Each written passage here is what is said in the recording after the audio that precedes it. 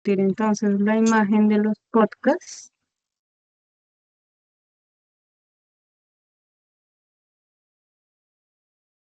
Listo. Entonces, cuando quieran, empezamos. Espéreme, qué pena. Lo que pasa es Tranquilo. que aquí hay más abajito, ya les voy a decir que, pues yo había pensado en poner los apellidos cuando nos presentamos para que no quede como tan informal. Entonces, ya les voy a decir.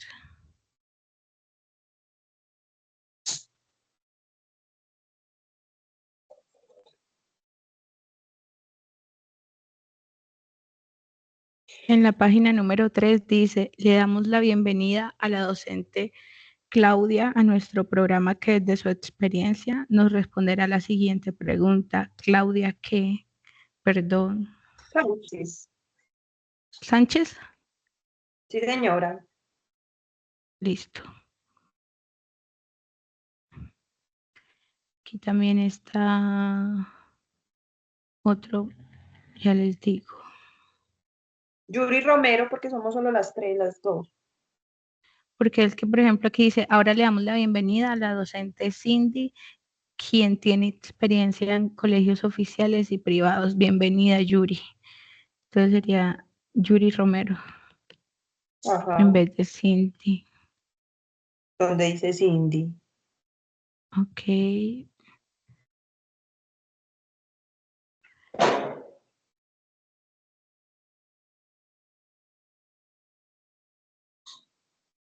Solo vamos a contestar Yuri y Claudia, listo, para que no nos vayamos a confundir. Dale, es que por acá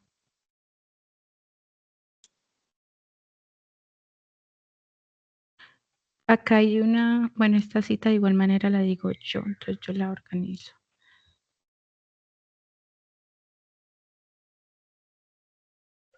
Es que creo que 2 veces se presenta Claudia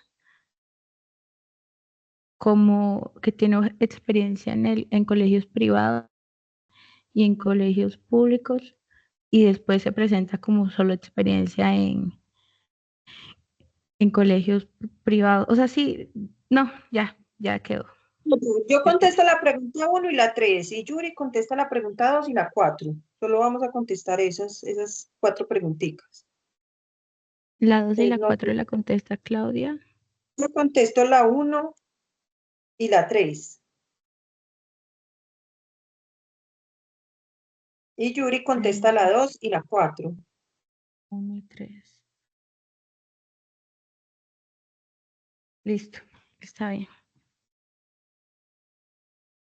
Ahora sí.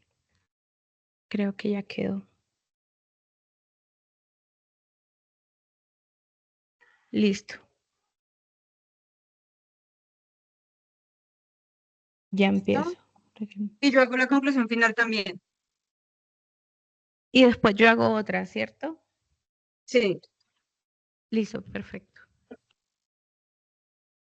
Voy. Listo. Bienvenidos a Realidades. Listo, empecemos. Listo. Bienvenidos a Realidades entre Maestros. Soy Camila Monterrosa. Hoy hablaremos de un tema que nos toca a todos, las condiciones laborales en colegios públicos y colegios privados. Creemos que la educación es la clave que abre las puertas del desarrollo individual y colectivo. Sin embargo, detrás de cada proceso educativo hay una realidad que muchas veces pasa desapercibida, las condiciones laborales de quienes hacen posible este camino, los docentes. En este episodio exploramos en paralelo cómo es la vida laboral de un maestro en una institución pública frente a uno en una privada, qué diferencias existen en sus derechos, deberes, cargas laborales y bienestar, cómo impactan estas condiciones en la calidad educativa. Acompáñanos a descubrirlo. Enseñar no es transferir conocimiento, sino crear las posibilidades para su propia producción o construcción. Paulo Freire. La educación transforma vidas. pero detrás de cada proceso educativo hay un actor clave, el maestro. Hoy queremos reflexionar sobre una realidad poco visibilizada, pero crucial. Existen diferencias significativas entre las condiciones laborales de los docentes en instituciones públicas y privadas. ¿Cómo influye el salario, la estabilidad, la carga académica o el apoyo institucional en su bienestar y en su desempeño? Acompáñanos en este episodio donde haremos un paralelo entre ambas realidades, con la intención de comprender mejor los desafíos que enfrentan quienes hacen posible la educación día a día. Damos la bienvenida a la docente Claudia Sánchez a nuestro programa, que desde su experiencia nos responderá la siguiente pregunta. Hola, Claudia. Hola Camila, buen día. Gracias por Claudia, permitirme terminar. ¿cómo cambia la vida de un maestro que pasa a trabajar en un colegio privado a uno público? Bueno, primero te quiero dar gracias por permitirme participar en este programa, un espacio tan valioso para expresar nuestros puntos de vista y compartir nuestras experiencias como docentes. En respuesta a tu pregunta, quiero contarte que trabajé desde el 2019 hasta el 2023 en colegios privados y desde el 2024 hago parte del sector público. Este cambio principalmente, perdón, lo siento como una búsqueda de estabilidad económica, algo que no tenía en el sector privado y que ahora sí puedo disfrutar en el público. En los colegios privados, los contratos eran por prestación de servicios a 10 meses. Debía asumir el pago de mi seguridad social, no contaba con primas ni liquidación y mi salario era el mínimo legal en Colombia. Además, la carga laboral era muy pesada. Mi jornada era de 6 a 4 p.m., con clases todo el día, sin horas libres y con mucha documentación administrativa que debía entregar puntualmente. Y mi experiencia coincide con lo que analizan Garzón y Duque en el 2022, en donde concluyen que al menos la mitad de los docentes de Bogotá enfrentan condiciones laborales de baja calidad y exceso de cargas laborales y salarios mínimos. Ahora bien, en contraste con lo anterior, en el sector público trabajo 6 horas diarias, con una hora libre destinada a trabajo institucional. Esto no solo me ha dado estabilidad económica, sino también estabilidad emocional y calidad de vida. Así como lo menciona García en el 2013, unas condiciones laborales más justas reflejan una mayor motivación y la posibilidad de dedicar tiempo real a mejorar procesos educativos. Gracias por tu valioso aporte bajo tu experiencia. A lo largo del programa abordaremos diferentes perspectivas de docentes con sus aportes y finalizamos con una conclusión enriquecida por todos. Ahora le damos la bienvenida a la docente Yuri Romero, quien tiene experiencia en colegios oficiales y privados. Bienvenida, Yuri. Queremos preguntarte, ¿qué posibilidad hay de un ascenso en colegios privados y oficiales? Hola Camila, buena tarde. Claro que sí. Mira, en Colombia las posibilidades de ascenso para nosotros los docentes son muy diferentes en colegios privados y oficiales. Aunque ambos están sujetos a regulaciones y escalafones, en colegios oficiales el ascenso se rige principalmente por el escalafón docente, mientras que en colegios privados puede depender de la política interna de cada institución y de evaluaciones de desempeño que se hacen al final del año. Es decir, para explicar mejor y que las personas que nos escuchan lo entiendan. En los colegios oficiales o del distrito, el escalafón docente es el ascenso en los colegios oficiales, el cual se basa en el decreto 1278 del 2002 y otros actos administrativos relacionados. Este escalafón establece 3 grados principales. El grado 1, que son los normalistas superiores o tecnólogos en educación. El grado 2, que son docentes con experiencia que han aprobado evaluaciones de competencias y el grado 3, que son docentes con mayor nivel de formación y evaluaciones satisfactorias.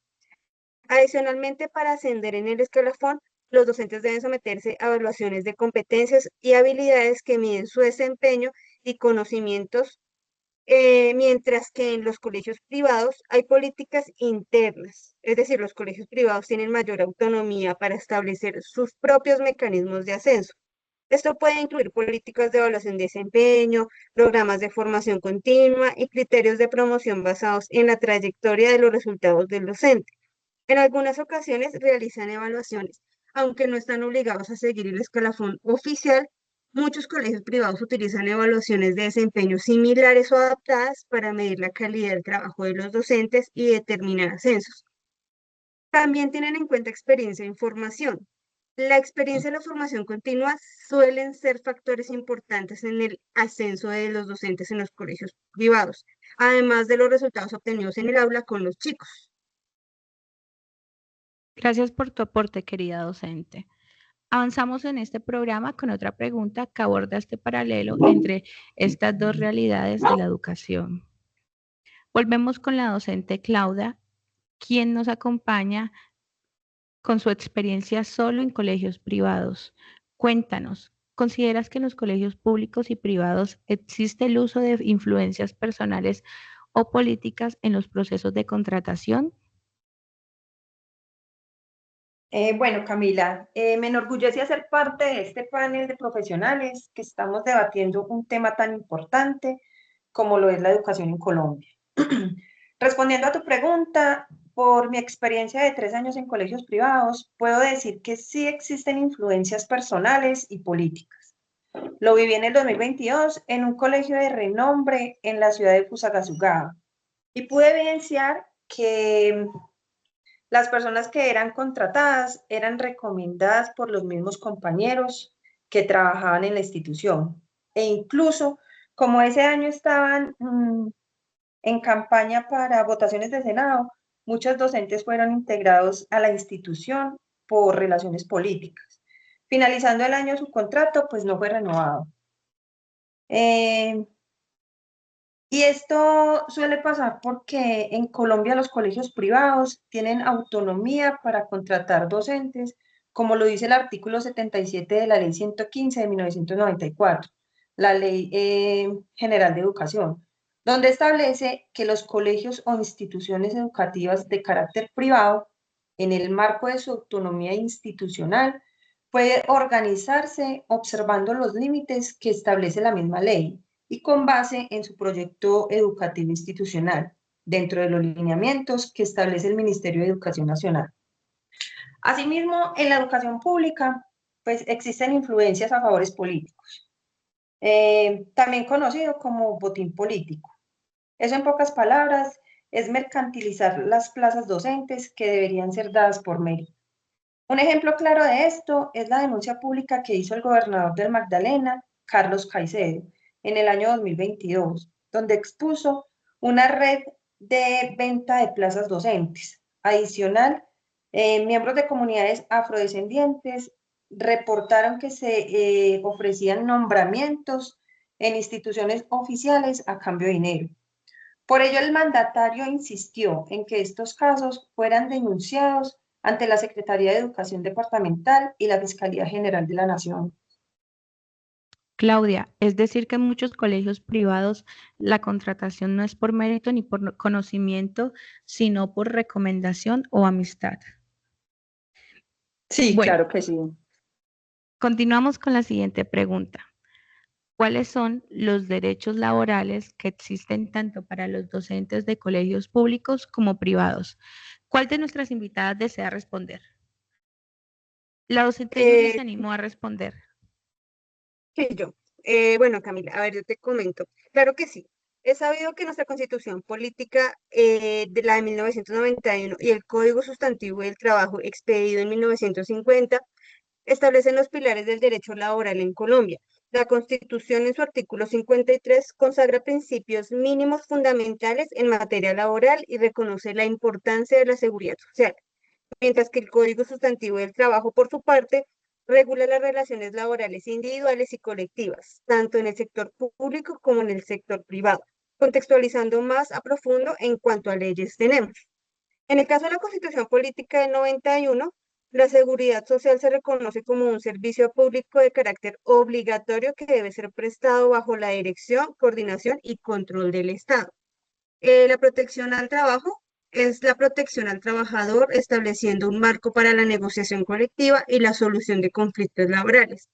En cuanto al Código Sustantivo del Trabajo, se habla de la regulación de las relaciones laborales. El código regula aspectos como la jornada laboral, salarios, descansos, vacaciones, licencias, estabilidad laboral, terminación del contrato y otros caracteres. En su aplicación, el código se aplica a las relaciones laborales, tanto del sector privado como público, aunque con algunas excepciones para ciertos servidores públicos. Es así como la relación que se establece entre la una y la otra es que la Constitución del 91 establece el marco general para la protección de los derechos laborales, mientras que el Código Sustantivo de Trabajo desarrolla y reglamenta los derechos en la práctica. La Constitución proporciona los principios y fundamentos, mientras que el Código establece las normas y procedimientos para su aplicación. Ambas normativas son fundamentales para garantizar un equilibrio entre los intereses de los empleadores y los trabajadores, promoviendo la justicia social y el desarrollo económico, perdón. Por ello, es importante tener claros estos dos, los derechos y deberes que se tienen desde la Constitución y el Código Sustantivo del Trabajo. Esto unido a la postura de Paulo Freire en su libro de la pedagogía de la autonomía, donde nos invita a una postura crítica en la enseñanza, pero donde también es necesario tenerla en la vida y sobre todo como rol de docente, la capacidad crítica del docente es fundamental para una práctica pedagógica efectiva y transformadora, tanto en el ámbito público como privado, ya que le permite analizar la realidad, tomar decisiones informadas y actuar con responsabilidad para generar un impacto positivo en la educación y en la sociedad. Ambos testimonios nos muestran que, aunque la vocación es el común de los docentes, las condiciones laborales pueden marcar grandes diferencias. La estabilidad, el acceso a recursos, la carga emocional y administrativa y el reconocimiento son factores que influyen en la experiencia docente. Para finalizar, la docente Yuri quiere compartir con nosotros una reflexión acerca de nuestro tema trabajado el día de hoy en nuestro programa. Claro que sí, Camila. Antes que todo, quiero agradecerte por esta invitación y por hacerme parte de este panel frente a este tema que a nosotros los docentes pues nos afecta tanto. Mi conclusión es que la vocación de ser docente es poderosa, pero también necesita un respaldo, necesita estabilidad, reconocimiento, tiempo para planear las clases, espacios para crecer tanto como docentes y con nuestros estudiantes. Y eso muchas veces depende del entorno en el que trabajamos y cómo nos sentimos en este entorno en el que trabajamos. En el sector público encontramos beneficios como estabilidad contractual y acceso a la formación continua, pero también enfrentamos retos como los diversos grupos y amplios, ¿no? Y quedamos como maestros desamparados ante sus agresiones. Como lo refiere Tenti Fanfani en el 2017, en el oficio de docente plantea que el rol del maestro debe profesionalizarse con condiciones laborales que permitan planear, reflexionar y mejorar continuamente. En cambio, en el sector privado puede haber más flexibilidad o innovación, pero también exigencias comerciales, contratos menos estables y presión para los resultados. Nos evalúan por las secuencias, perdóname, por las encuestas familias y de ello depende nuestra contratación a los años siguientes. Nos toca aceptar las quejas que ellos realizan y pues muchas otras cosas que nos atañen a los contratos que nos brindan. Fantástica conclusión, nos centra en el tema. La experiencia compartida evidencia que las condiciones laborales inciden de manera directa no solo en la estabilidad económica de los docentes, sino también en su bienestar emocional y en la calidad educativa que pueden brindar. El paso del sector privado, caracterizado por contratos temporales, salarios mínimos y jornadas extenuantes, al sector público, con mayor estabilidad y beneficios, resalta la importancia de garantizar entornos laborales dignos y equilibrados. Tal como lo señalan los autores Garzón Godoy y Pineda Duque en el 2022, la precarización del trabajo docente en el ámbito privado limita el desarrollo profesional y genera desgaste emocional.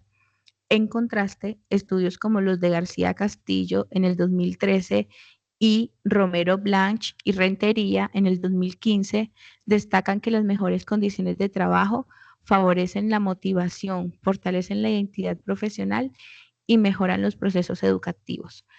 Además, el bienestar de los docentes debe entenderse como una inversión de calidad del sistema educativo, pues un maestro con estabilidad laboral y emocional puede ofrecer una enseñanza más comprometida, innovadora y transformadora. Para finalizar, este podcast nace del deseo de visibilizar esas diferencias. Aclaro que no es para dividir, sino para comprender más el quehacer docente, para que comunidad educativa, entendida como todos los que están involucrados en un colegio, ya sean estudiantes, docentes, padres de familia, directivos, administrativos y servicios generales, puedan construir puentes, compartir experiencias y sobre todo valorar el trabajo docente en todas sus formas. En los próximos episodios escucharemos más voces de docentes de ambos sectores, compartiremos testimonios reales y analizaremos datos que nos ayuden a entender mejor esta realidad. Gracias por acompañarnos en este primer episodio. A ustedes en casa los invito a seguirnos, compartir este contenido y ser parte activa de esta conversación. Si eres docente y quieres compartir tu experiencia, escríbenos. Tu voz también puede ser parte de este espacio. Muchas gracias.